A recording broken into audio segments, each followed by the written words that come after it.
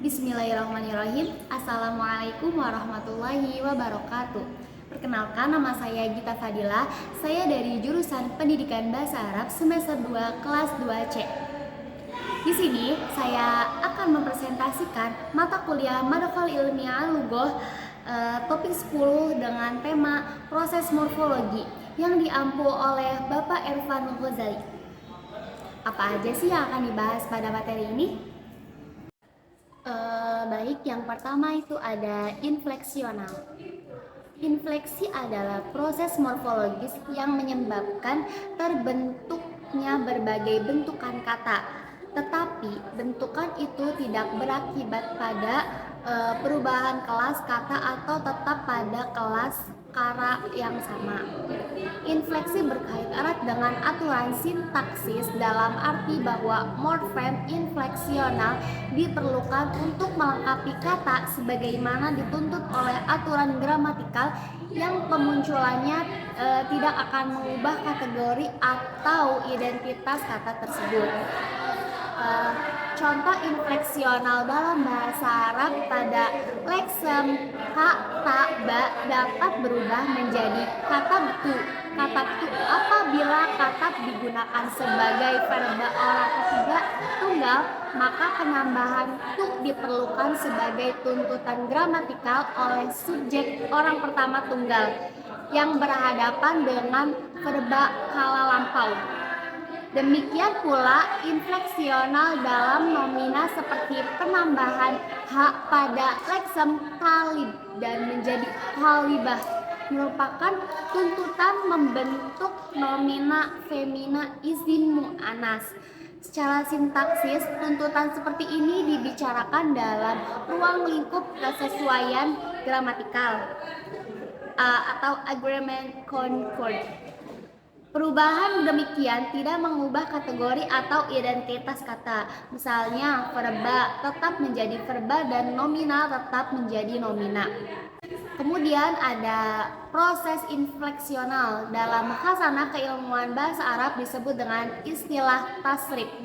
Pada umumnya, proses morfologi dalam bahasa-bahasa dunia dikenal dalam dua jenis kategori, yaitu ada konjugasi dan deklinasi. Konjugasi adalah alternasi infleksi pada verba tasrif al-af'al dan deklinasi adalah alternatif infleksi pada nomina. Dan pada kelas, kata lain seperti pronomina dan adjektiva atau tasrif al-asma. Baik, selanjutnya ada poin kedua, yaitu leksem, morfem, dan kata. Dari diagram di atas tergambarkan bahwa kata adalah output dari hasil proses morfologis dari bentuk dasarnya, yaitu leksem. Sedangkan morfem adalah satuan yang terwujud setelah kata terbentuk. Kata sekolah berasal dari leksem sekolah yang telah mengalami proses derivasi zero, yaitu proses morfologi yang mengubah leksem menjadi kata tanpa penambahan atau pengurangan apapun. Kata melihat berasal dari leksem juang yang sudah mengalami proses afiksasi atau imbuhan me. Jadi kata sekolah adalah kata yang terdiri dari morfem tunggal rumah, sedangkan kata melihat terdiri dari morfem afiks ber dan morfem dasar lihat.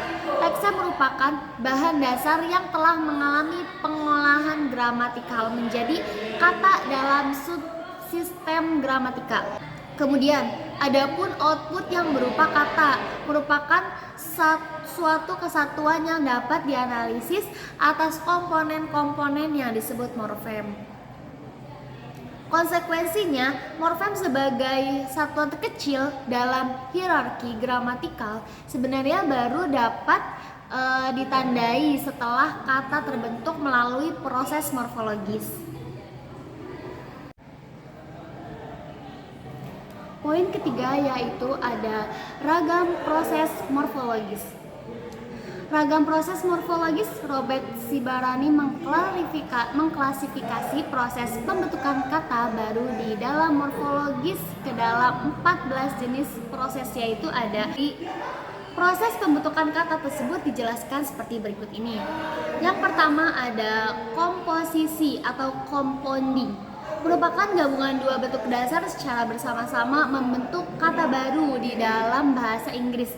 Kata majemuk atau antara lain nomina plus nomina menjadi boyfriend, dan kedua ada afiksasi. Affixation adalah penambahan morfem terkait ke bentuk dasar untuk membentuk sebuah kata. Penambahan bentuk terikat itu berupa prefix a dan ir seperti asleep dan irrational, sufiks dom dan s seperti kingdom dan stewardess, infix seperti handsful. Kemudian yang ketiga ada reduplikasi, adalah pengulangan suku kata morfem untuk membentuk sebuah kata, misalnya budi, gudi, dan tip top. Kemudian yang keempat ada modifikasi internal atau modification, yaitu perubahan internal untuk membentuk kata dengan menambahkan afiks ke morfem. Selanjutnya ada afiksasi atau dengan menyalin semua bagian dari morfem untuk membuat perbedaannya morfologis, misalnya man, brick, broke, broken. Kemudian ada suppletion adalah suatu ketidakmungkinan yang dapat dijadikan aturan umum atau hubungan yang teratur antara bentuk dasar dan kata derivasinya, misalnya good better, best bad, worse worse. Kemudian ada akronim, adalah suatu kependekan yang berupa gabungan huruf atau suku kata atau bagian lain yang ditulis dan dilafalkan sebagai kata yang sesuai dengan pola fonotaktik bahasa yang bersangkutan, misalnya radar sama dengan radio, detection and grading, BIMA sama dengan bimbingan masyarakat. Kemudian ada back formation, yaitu penghapusan afiks dari kata yang ada untuk membentuk kata baru, misalnya editor, edit, donation, donate. Kemudian ada blending, yaitu menggabungkan dua kata atau lebih untuk membentuk satu kata, misalnya brunch menjadi breakfast plus lunch, telex jadi teleprinter plus exchange. Kemudian ada clipping, yaitu pengambilan suku kata khusus dalam kata yang selanjutnya dianggap sebagai kata baru, misalnya pop, popular musik, mic, mikrofon, gitu. Kemudian ada connect, yaitu pembentukan kata yang tidak kelihatan prosesnya, misalnya kata Xerox, Kodak, Exxon, Snop, dan Nilon. Kemudian ada conversion, yaitu proses pembentukan kata dari sebuah bentuk dasar berkategori tertentu menjadi berkategori lain tanpa mengubah bentuk fisik dari bentuk dasar tersebut. Kemudian ada kesalahan morfologis, yakni salah menganalisis sebuah kata dan menambahkan bagian kata ke bentuk dasar lain untuk membentuk kata baru. Kemudian ada pelesetan, deviation, yakni proses pembentukan suatu kata baru dengan mempelesetkan morfem yang ada atau kata dari makna yang terdahulu. Kemudian yang terakhir ada nama diri, proper name, yaitu nama benda, tempat, aktivitas, dan penemuan yang dikaitkan dengan sesuatu atau orang. Baik, poin keempat yaitu ada infleksional dan derivasi dalam bahasa Arab. Baik, yang pertama itu ada infleksional. Infleksi adalah proses morfologis yang menyebabkan terbentuknya berbagai bentukan kata, tetapi bentukan itu tidak berakibat pada perubahan kelas kata atau tetap pada kelas kata yang sama. Infleksi berkait erat dengan aturan sintaksis dalam arti bahwa morfem infleksional diperlukan untuk melengkapi kata sebagaimana dituntut oleh aturan gramatikal yang pemunculannya tidak akan mengubah kategori atau identitas kata tersebut. Baik, cukup sekian presentasi dari saya. Kurang lebihnya mohon maaf. Wassalamualaikum warahmatullahi wabarakatuh.